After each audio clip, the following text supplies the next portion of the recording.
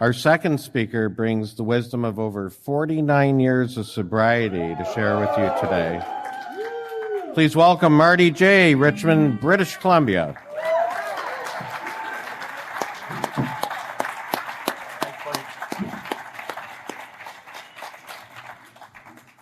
Thank you, Jeff Goldblum. Am I right? Does that guy look like Jeff? It's going to take a minute to get oriented here. I am Marty. I'm a sober member of Alcoholics Anonymous. And this meeting is about freedom through acceptance. And so I thought I might talk about that. And the first thing that happens to me whenever I come up against a word like freedom is I wonder, what does that actually mean to me or to you? Because sometimes you hear things at meetings and you think you understand something and you actually don't. But it's the power to act, speak, or think as one wants without hindrance or restraint. That's what freedom is. And acceptance, and this is where I got caught. The dictionary says, one of the definitions is a willingness to tolerate a difficult or unpleasant situation. That's all I heard was tolerance. And freedom through acceptance is an example of an AA paradox, strength through surrender, right? My sponsor always says, for God's sake, Marty, give them something to take home. So I'm going to... So I sobered up in 1976, no rehab, no relapse, and not a clue, believe me. And here I am at the International AA World Convention. I am 18,045 days sober. That's the worst applause I've ever heard. And Jesus.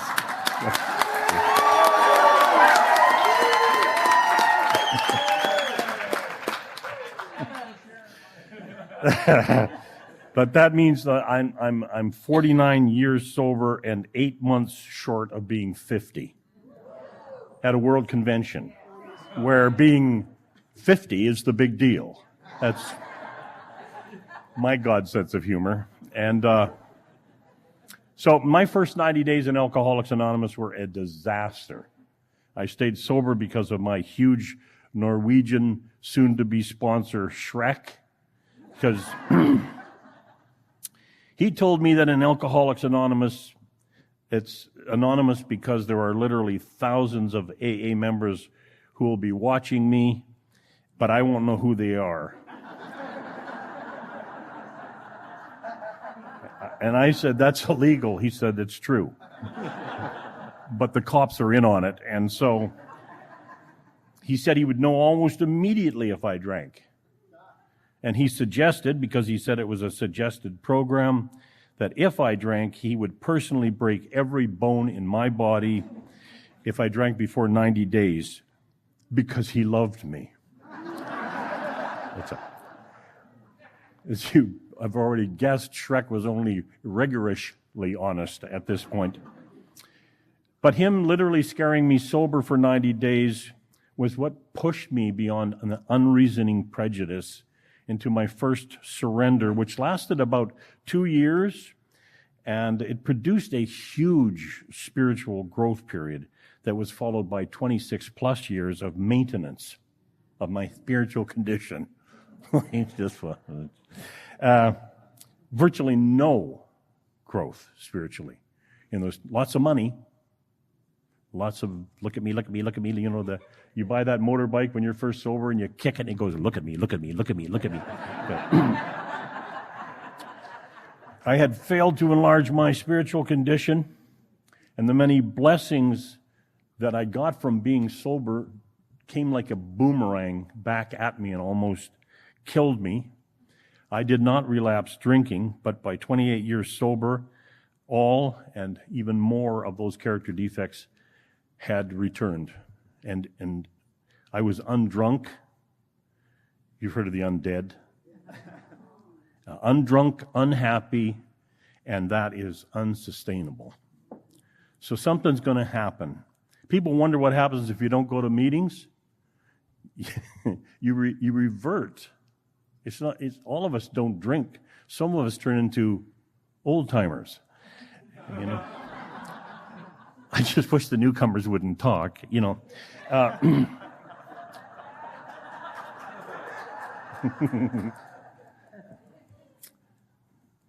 so I had no freedom from my survival selves. These voices that were in my head were so loud.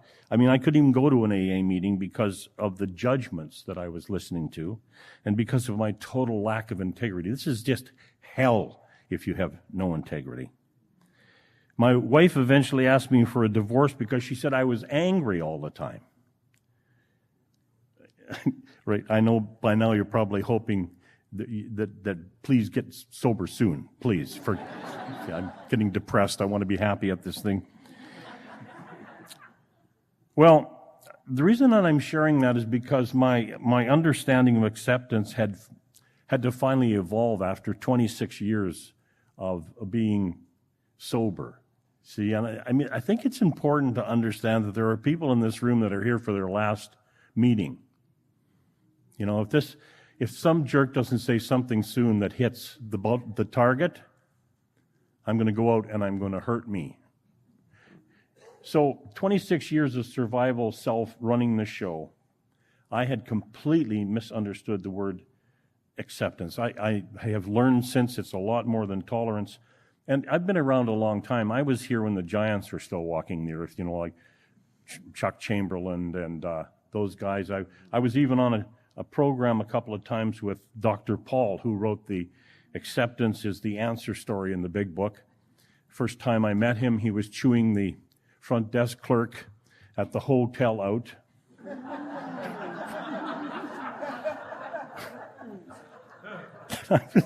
I walked up, I said, Paul, he said, shut up. Don't say that acceptance is everything. Stop it. Stop it now. So,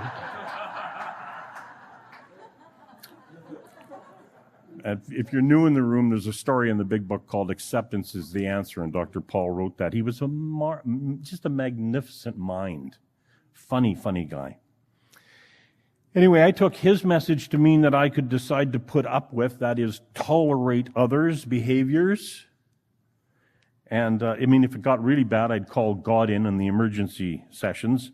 But I could smugly rise above you and any adversity that came my way. And in the end, the problem was it was I who was deciding. My higher power, me, was deciding who I would and would not forgive. And at times it was unbearable. You know, you go in a room and you're exhausted from forgiving people. You know what I mean? Like, geez, I can't keep doing this, you know. So my survival self, and, you know, maybe you'll identify with this, my survival self, this part of my mind is floating up there somewhere. I wish they could surgically remove it. Somebody once said, I'd rather have a full frontal lobotomy than a full bottle in front of me. But they can't. It's just nowhere, and it's a whole group of ideas about who I think I am. And this thing is constantly looking for threats, hurts, and injustice. And so what it did was it hijacked what Bill Wilson had told me way back on page 13 in the big book, Alcoholics Anonymous. That's the first time we see a member dealing with acceptance. Bill told how surrender must precede acceptance. So if you aren't surrendered, you're not going to accept. You're going to tolerate. You're going to put up with. You're going to white-knuckle drive. Do you believe that they release idiots as you leave the house in the morning to get in front of you and slow down? You know what I'm talking about. He explained how God, of his understanding, required the destruction of self-centeredness. He explained that that's the price that has to be paid. Like the bridge of reason is a toll bridge. There's a price. The complete destruction of self-centeredness. And yeah, I'm aware of the fact, because people always come up, and say, surrender's not in the big book.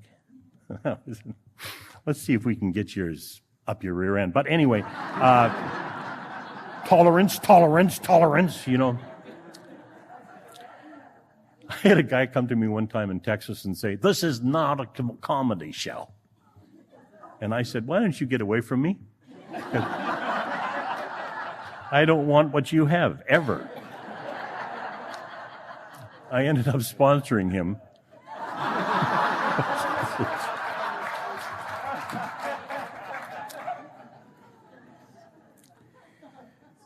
But, what else would you call this? This is Bill. This is a quote from the Big Book, page 13. He says, at the hospital, I was separated from alcohol for the last time. Treatment seemed wise, for I showed signs of delirium tremens. There I humbly offered myself to God, as I then understood God, to do with me as He would. I placed myself unreservedly under His care and direction. I admitted for the first time that of myself I was nothing, that with Him and without Him I was lost. I ruthlessly faced my sins and became willing to have my newfound friend take them away, root and branch. I haven't had a drink since. What is that except surrender? And then comes the acceptance part, page 14, second paragraph. Simple, it says, but not easy. A price had to be paid. It meant destruction of self-centeredness. I must turn in all things to the Father of light who presides over us. These were revolutionary and drastic proposals. And here it is. He says, the moment I fully accepted them, the effect was electric. There was a sense of victory followed by such peace and serenity as I had never known. There was, I love this, utter confidence. I felt lifted up as though the great clean wind of a mountaintop blew through and through. God comes to most people gradually, but His impact on me, sudden and profound. And then Bill's self-survival mind cuts back in and says, for a moment I was alarmed.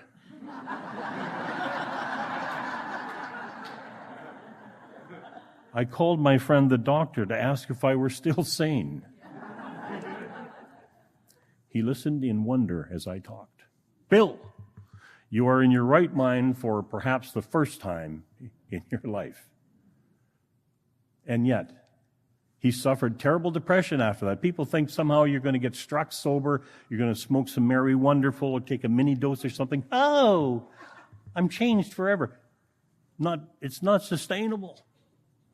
This thing is like one step at a time, and it's not a mistake. And sometimes you really turn yourself over, and then you lay in your bed at night and you listen, and you can hear reality sucking. Because you called the front desk and ordered a bucket of ice, you know what I mean? Where is God now, man? Revolutionary and drastic proposals, but the moment I fully accepted them, the effect was electric.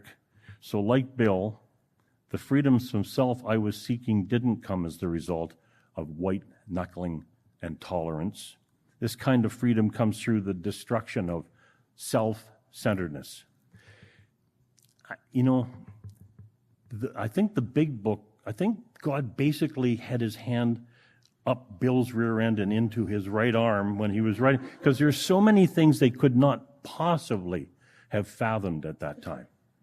Neurological things that we now know because we can trace the brain. We know there's the part at the front of your brain, neurologically, they call the spiritual brain now, that if you have a regular spiritual practice in your life, like Alcoholics Anonymous, like meditation, like prayer, that this part of your brain will get thicker and all of the frayed edges of it will disappear, and that you have a 80% less chance of depression, of relapse. Kids that can get a spiritual discipline very often don't ever addict to anything. It's kind of an important part of the brain, and it's up in the right side, which I guess the old expression came from. That guy's not in his right mind. So this kind of freedom comes through the destruction of self. I don't know about yourself. Myself no likey that part. 5 minutes left. 5? Who asked you? Yeah. It's a tough job. It's a tough job. I'm just about done. I got to turn to a power greater than self. That's the point. This self is not the really deal, and it's very limited. If I keep going there, I keep getting the same answers over and over, and it's so frustrating. But when I get into things that are bigger and life-threatening, I must practice what would God have me be? See, I was praying for years, what would you have me do? God will never tell you what to do. That's sneaky guy. He will, if I start saying, what would you have me be? And he says, be kind, be loving, be tolerant, be patient, be free. I know what to do. I know exactly what to do. My mind says, we're not doing that. You'll get injured. Seriously injured. You could die from loving that person.